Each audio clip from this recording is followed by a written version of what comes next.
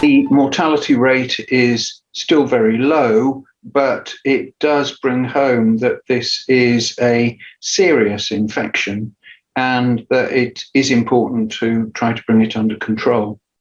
The other element is that there have been cases reported in this outbreak now in children.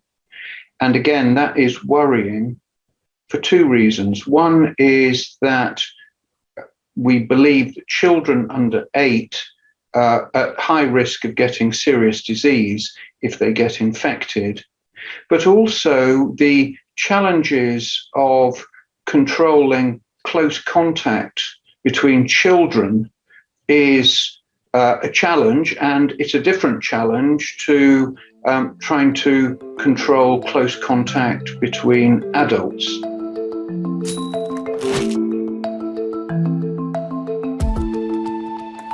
Now it is international, there's a dimension that the stigma attached to that homosexual behaviour is very different in different parts of the world.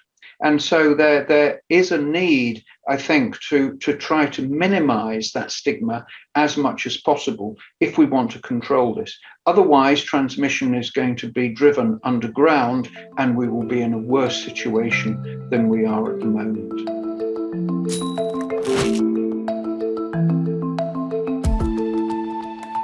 It relies on being able to identify contacts, and when you have a close-knit group, both socially and sexually, that spreads internationally, then that can be hard. And so again, international cooperation is important, but even so, it's proved challenging to do that. Some national authorities have identified groups of people who, because of their behaviour and lifestyle, are at particular risk, and they're making vaccine available to people who identify as being in such a risk group.